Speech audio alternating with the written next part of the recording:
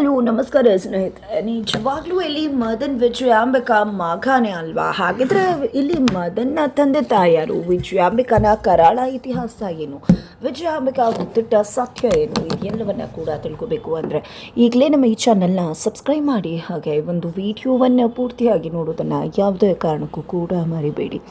ಇಲ್ಲಿ ಮದನ್ಗೆ ಮಗು ಆಗ್ತಿದ್ದಾಗೆ ಮದನ್ ಬದಲಾಗ್ಬಿಡ್ತಾರೆ. ಅಲ್ಲಿವರೆಗೂ ಸಾವಿತ್ರಿ ಕಂಡ್ರು ಆಗ್ತಿರ್ಲಿಲ್ಲ, ಮಗು ಬಗ್ಗೆ ಕೂಡ ಕೇರ್ ಇರಲಿಲ್ಲ. ಜಸ್ಟ್ ಇಲ್ಲಿ ಬಿಂದಾಸ್ ಆಗಿ ಫನ್ ಮಾಡ್ತಾ ಹಾಗೆ ಫ್ಲರ್ಟ್ ಮಾಡ್ತಾ ಟೈಮ್ ಪಾಸ್ ಮಾಡ್ತಾಯಿದ್ರು ಮದನ್ನ. ವಿಜಯಾಂಬಿಕಾ ಕೂಡ ಮದನ್ನ ಒಳ್ಳೆ ಹಾದಿಗೆ ತರೋ ಪ್ರಯತ್ನನೇ ಮಾಡಲಿಲ್ಲ. ವಿಜಯಾಂಬಿಕಾಗೆ ತನ್ನ ಮಗ ಏನು ಮಾಡಿದ್ರು ಓಕೆನೆ, ಯಾಕಂದರೆ ವಿಜಯಾಂಬಿಕಾ ತುಳಿಯೋ ಹಾದಿನೇ ಸರಿಯಿಲ್ಲ. ಅಂಥದ್ರಲ್ಲಿ ಮಗನ್ನ ಹಾದಿಗೆ ತರ್ತಾರೆ ಅಂದರೆ ಖಂಡಿತ ಭ್ರಮೆ ಆಗುತ್ತೆ. ಬಟ್ ಫೈನಲಿ ಮಗುವಿಗೆ ಜನ್ಮ ಕೊಡ್ತಿದ್ದಾಗೆ ಸಾವಿತ್ರಿ ಇಲ್ಲಿ ಮದನ್ ಬದಲಾಗಿ ಬಿಡ್ತಾರೆ. ಮದನ್ ನಡವಳಿಕೆಯಲ್ಲಿ ಬದಲಾಗುತ್ತೆ. ಸಾವಿತ್ರಿ ಮತ್ತು ಮಗುವಿಗೆ ತುಂಬಾ ಇಂಪಾರ್ಟೆನ್ಸನ್ನು ಕೊಡ್ತಾರೆ.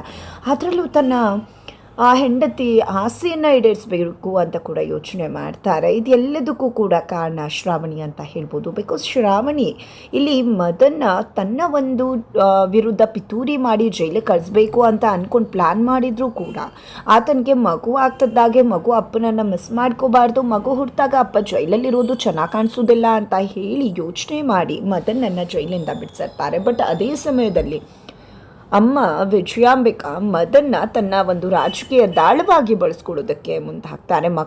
ಮಗು ಆಗಿದ್ರೂ ಪರವಾಗಿಲ್ಲ, ಜೈಲಲ್ಲೇ ಇರು, ನೀನು ಜೈಲಲ್ಲಿ ಇರುವುದರಿಂದನೇ ನಮಗೆ ಫೇವರ್ ಆಗುತ್ತೆ, ಒಳ್ಳೆಯದಾಗತ್ತೆ ಅಂತ ಹೇಳಿ ರಾಜಕೀಯವಾಗಿ ಯೋಚನೆ ಮಾಡಿರ್ತಾರೆ. ಬಟ್ ಇಲ್ಲಿ ಶ್ರಾವಣಿ ಮದನ್ನ ಒಳ್ಳೆಯದರ ಬಗ್ಗೆ ಯೋಚನೆ ಮಾಡಿರ್ತಾರೆ. ಇದರಿಂದಾನೇ ಮದನ್ನ ಅರ್ಧ ಮತ್ತಷ್ಟು ಬದಲಾಗಿ ಬಿಡ್ತಾರೆ. ಜಸ್ಟ್ ಹೆಂಡತಿ ಮಗು ವಿಶ್ವದಲ್ಲಿ ಬದಲಾಗಿದ್ದ ಮದನ್ ಒಬ್ಬ ಒಳ್ಳೆ ಮನುಷ್ಯನಾಗೂ ಕೂಡ ಬದಲಾಗೋದಕ್ಕೆ ಕಾರಣವಾಗತ್ತೆ. ಇದರ ನಡುವೆ ಮದನ್ಗೆ ತನ್ನ ತಂದೆ ಬಗ್ಗೆ ತಿಳ್ಕೋಬೇಕು ಅಂತ ಅನಿಸೋದಕ್ಕೆ ಶುರುವಾಗುತ್ತೆ. ಇಷ್ಟು ದಿನ ಆತ ತಂದೆ ಬಗ್ಗೆ ಏನೂ ಕೇಳಿರಲಿಲ್ಲ, ಏನೂ ಮಾತಾಡಿರಲಿಲ್ಲ. ಬಟ್ ಯಾವಾಗ ತಾನ ತಂದೆ ಆದರೂ ಆಗ ತನ್ನ ತಂದೆಯ ಬಗ್ಗೆ ತಿಳ್ಕೋಬೇಕು, ತನ್ನ ತಂದೆಯನ್ನು ನೋಡಬೇಕು ಅಂತ ಹೇಳಿ ಕುತೂಹಲ ಜಾಸ್ತಿ ಆಗುತ್ತೆ. ಅಮ್ಮನನ್ನು ಕೂಡ ಕೇಳ್ತಾರೆ. ಅಮ್ಮ ಯಾವುದಕ್ಕೂ ಉತ್ತರಿಸೋದಿಲ್ಲ, ಅದಕ್ಕೆ ಬದಲಾಗಿ ಬೆಚ್ಚಿ ಬೀಳ್ತಾರೆ. ಇದರ ನಡುವೆ ಸತ್ಯವನ್ನು ಶೋಧಿಸೋದಕ್ಕೆ ಮುಂದಾಗ್ತಾರೆ. ಮದನ ಅಮ್ಮನ ಕಬೋರ್ಡ್ನಲ್ಲಿ ಒಂದು ಫೋಟೋ ಸಿಗುತ್ತೆ. ಫೋಟೋದಲ್ಲಿರೋರೇ ನನ್ನ ತಂದೆ ಅಂತ ಅನ್ಕೋತಾರೆ. ಅಂದ್ಕೊಂಡಿದ್ದೆ ಅವ್ರಿಗೋಸ್ಕರ ಹುಡುಕಾಟವನ್ನು ನಡೆಸ್ತಾರೆ. ಆ ವ್ಯಕ್ತಿ ಅವರ ಕೈಗೆ ಸಿಗ್ತಾರೆ. ಬಟ್ ನನ್ನ ಮದುವೆನೇ ಆಗಿಲ್ಲ, ನೀನು ನನ್ನ ಮಗನೇ ಅಲ್ಲ ಅಂತ ಹೇಳ್ತಾರೆ. ಬಟ್ ಯಾಕೆ ಈ ಫೋಟೋ ಅಲ್ಲಿತ್ತು ಅನ್ನೋದ್ರ ಬಗ್ಗೆ ಕುತೂಹಲ ಉಂಟಾಗುತ್ತೆ ಇಲ್ಲಿ ಮದನ್ಗೆ. ಇದರ ನಡುವೆ ಅವ್ರು ಅನ್ಕೋತಾರೆ, ಇಲ್ಲ ಇವನು ನನ್ನ ತಂದೆನೇ, ಆದರೆ ಇವರು ನನ್ನ ತಂದೆ ಅಲ್ಲ ಅಂತ ಹೇಳ್ತಿದ್ದಾರೆ. ಹೀಗೆ ನನ್ನನ್ನೇ ಮಗ ಅಲ್ಲ ಅಂತ ಹೇಳ್ತಾರೆ, ಮದುವೆನೇ ಆಗಿಲ್ಲ ಅಂತ ಹೇಳ್ತಿದ್ದಾರೆ. ನನ್ನಮ್ಮ ಇವರಿಂದ ಎಷ್ಟು ಕಷ್ಟ ಅನುಭವಿಸಿರ್ಬೋದು, ಬೇಡ ನನ್ನಮ್ಮ ಚೆನ್ನಾಗಿರಬೇಕು, ಅವಳ ಆಸೆಯಂತೆ ಮುಖ್ಯಮಂತ್ರಿ ಆಗಬೇಕು, ಅದಕ್ಕೆ ನನ್ನಿಂದ ಏನು ಸಪೋರ್ಟ್ ಸಿಗುತ್ತೋ ಅದೆಲ್ಲವನ್ನ ಕೂಡ ಮಾಡಬೇಕು ಅಂತ ಹೇಳಿ ಮದನ್ ಯೋಚನೆ ಮಾಡ್ತಾರೆ. ಇದೇ ವಿಷಯವನ್ನು ಸಾವಿತ್ರಿ ಹತ್ರ ಕೂಡ ಬಂದು ಹೇಳ್ತಾರೆ. ನನ್ನ ಮೋಸ ಆಗಿದೆ, ನನ್ನಪ್ಪ ನನ್ನ ಮಗನೇ ಅಲ್ಲ ಅಂದ್ಬಿಟ್ಟ, ಹಾಗೆ ಹಿಂಗೆ ಅಂತ. ಬಟ್ ಸಾವಿತ್ರಿಗೆ ಅದನ್ನು ನಂಬೋದೇ ಕಷ್ಟ. ಯಾಕಂದರೆ ವಿಜಯಾಂಬಿಕಾ ಎಂಥ ಪ್ರಳಯ ಅಂತಕ್ಕೆ, ಅಂಥದ್ರಲ್ಲಿ ಅವ್ರ ಮೋಸ ಹೋಗೋದು, ಅವ್ರ ದುಃಖದಲ್ಲಿರೋದು ಖಂಡಿತ ಇದೆಲ್ಲ ಭ್ರಮೆ. ನನ್ನ ಗಂಡಂಗೆ ಪೊರೆ ಕಟ್ಟಿದೆ, ಪೊರೆ ಕಳಿಸಿ ಬೀಳಬೇಕು ಅಂತ ಹೇಳಿ ಸಾವಿತ್ರಿ ಅನ್ಕೋತಾರೆ. ಇದರ ನಡುವೆ ಸಾವಿತ್ರಿ ಆಸೆಯನ್ನು ಪೂರೈಸಬೇಕು ಅಂತ ಹೇಳಿ ಶ್ರಾವಣಿ ಮನೆಗೆ ಹೋಗಿ ರಿಕ್ವೆಸ್ಟ್ ಕೂಡ ಮಾಡ್ಕೋತಾರೆ ಮದನ್. ಬಿಕಾಸ್ ಇಲ್ಲಿ ಸಾವಿತ್ರಿಗೆ ಒಂದು ಆಸೆ ಇರುತ್ತೆ, ತನ್ನ ಮಗುವಿಗೆ ನಾಮಕರಣವನ್ನು ಅಣ್ಣನೇ ಮಾಡಬೇಕು ಅಂತ ಹೇಳಿ. ಅಣ್ಣ ಅಂದರೆ ಸುಬ್ಬುವನ್ನೇ ಆಕೆ ಅಣ್ಣನ ಸ್ಥಾನದಲ್ಲಿ ಇಟ್ಟಿರ್ತಾಳೆ. ಅದೇ ಕಾರಣಕ್ಕೆ ಸುಬ್ಬು ಮನೆಗೆ ಹೋಗಿದ್ದೆ ರಿಕ್ವೆಸ್ಟ್ ಮಾಡ್ಕೋತಾರೆ ಮದನ್ ರಿಕ್ವೆಸ್ಟ್ಗೆ ಅವರು ಮನ್ನಣೆಯನ್ನು ಕೂಡ ಕೊಡ್ತಾರೆ. ಆದರೆ ಇದನ್ನು ವಿಜಯಾಂಬಿಕಾಗೆ ಮದನ್ ಹೇಳಿದ್ರೆ ಖಂಡಿತ ಇಲ್ಲ, ಯಾವುದೇ ವಿಷಯವನ್ನು ಕೂಡ ಇಲ್ಲಿ ವಿಜಯಾಂಬಿಕಾಗೆ ಮದನ್ ತಿಳಿಸೋ ಪ್ರಯತ್ನಕ್ಕೆ ಮುಂದಾಗೋದಿಲ್ಲ.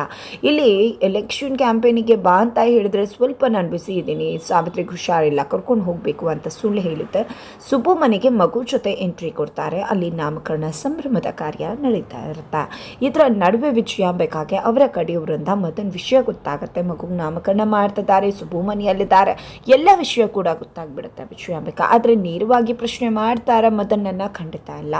ಯಾಕೆ ನೇರವಾಗಿ ಪ್ರಶ್ನೆ ಮಾಡೋದಿಲ್ಲ, ಅದಕ್ಕೆ ಬದಲಾಗಿ ಮಗು ಹುಟ್ಟಿ ತುಂಬ ದಿನ ಆಗಿದೆ, ಮಗುಗೆ ನಾಮಕರಣ ಮಾಡಬೇಕು ಅಂತ ಹೇಳಿದಾಗ ಹೆಸರನ್ನು ಆಲ್ರೆಡಿ ಇಟ್ಟಾಗಿರುತ್ತೆ ಸ್ವರ ಅಂತ. ಹಾಗಾಗಿ ಏನು ಮಾಡೋದು ಅಂತ ಅಂದ್ಕೊಂಡಿದ್ದೆ, ಯೋಚನೆ ಮಾಡ್ದಂಥ ಮದನ್ನ ನಾಮಕರಣ ಮಾಡೋಣ ಅಮ್ಮ, ಬಟ್ ನೀನು ಎಲೆಕ್ಷನ್ ಆಗಲಿ ಆ ನಂತರ ಮಾಡೋಣ ಅಂದಾಗ ಸರಿ ಆಯಿತು ಬಿಡು, ನಾನು ಎಲೆಕ್ಷನ್ನಲ್ಲಿ ಗೆದ್ದು ಪ್ರಮಾಣ ವಚನ ಸ್ವೀಕರಿಸೋ ಸಮಯದಲ್ಲೇ ಮಗು ನಾಮಕರಣ ಮಾಡೋಣ ಅಂತ ಹೇಳ್ತಾರೆ.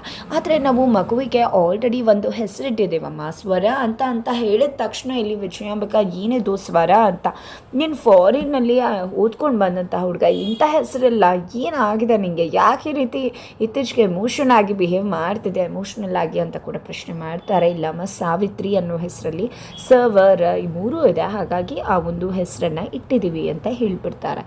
ಸರಿ ಆಯಿತು ಅಂದ್ಕೊಂಡಿದ್ದೆ. ವಿಜಯಾಂಬಿಕಾ ಹೋಗ್ತಾರೆ. ನಂತರ ಇಲ್ಲಿ ಸಾವಿತ್ರಿ ಮತ್ತು ಮದನ್ ಮಾತನಾಡ್ಕೋತಾರೆ. ಅಮ್ಮಂಗೆ ಎಲ್ಲಿ ವಿಷಯ ಗೊತ್ತಾಗೋಯ್ತು ಅಂತ ಹೆದರ್ಕೊಂಡ್ಬಿಟ್ಟಿದ್ದೆ. ಇಲ್ಲ ಅಮ್ಮನ ಹತ್ರ ವಿಷಯ ಮುಚ್ಚಿಡೋದು ಸರಿಯಲ್ಲ, ಖಂಡಿತ ಆದಷ್ಟು ಬೇಗ ವಿಷಯವನ್ನು ಹೇಳಬೇಕು ಅಂತ ಅನ್ಕೋತಾರೆ. ಇದರ ನಡುವೆ ಇಲ್ಲಿ ಅಪ್ಪನಿಗೋಸ್ಕರ ಹುಡುಕಾಟ ನಡೆಸಿದ್ದಾರೆ ಮದನ್ನ ಅನ್ನೋ ವಿಷಯ ಇಲ್ಲಿ ಶ್ರಾವಣಿಗೆ ಗೊತ್ತಾಗುತ್ತೆ. ವೀರು ಅವ್ರಿಗೂ ಕೂಡ ಗೊತ್ತಿಲ್ಲ ವಿಜಯಾಂಬಿಕಾ ಗಂಡ ಯಾರು ಅಂತ. ಹಾಗಾಗಿ ಅವರು ಮದನ್ ಕೇಳಿದಾಗ ಉತ್ತರನ ಕೂಡ ಕೊಡಲಿಲ್ಲ. ಯಾರನ್ನ ಕೇಳಬೇಕು ಅವನ್ನೇ ಕೇಳು ಅಂತ ಹೇಳಿದ್ರು.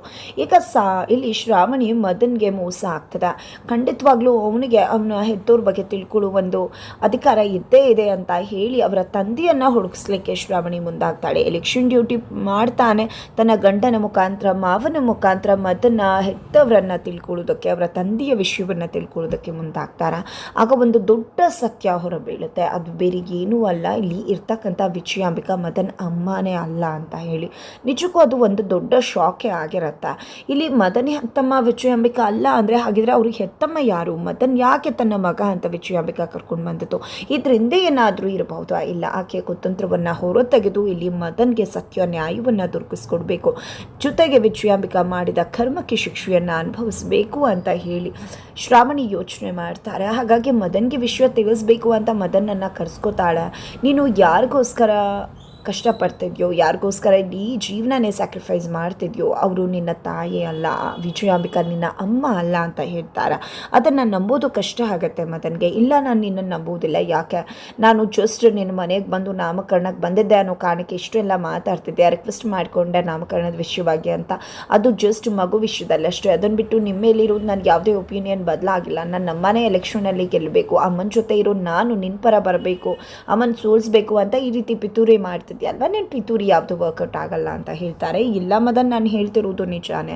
ನಾನು ನಿನ್ನ ವೈಯಕ್ತಿಕ ವಿಷಯವಾಗಿ ಯೋಚನೆ ಮಾಡ್ತಿದ್ದೀನಿ. ಆಕೆ ನಿನ್ನ ತಾಯಿಯಲ್ಲ, ಬೇಕಿದ್ರೆ ಅವಳು ಆಕೆ ನಿನ್ನ ಜೊತೆ ಹೇಗೆ ನಡ್ಕೊಂಡಿದ್ದಾಳೆ ಎಲ್ಲವನ್ನ ಕೂಡ ಯೋಚನೆ ಮಾಡಿ ನೋಡು, ನಿನಗೆ ಗೊತ್ತಾಗುತ್ತೆ ಅಂತಾರೆ.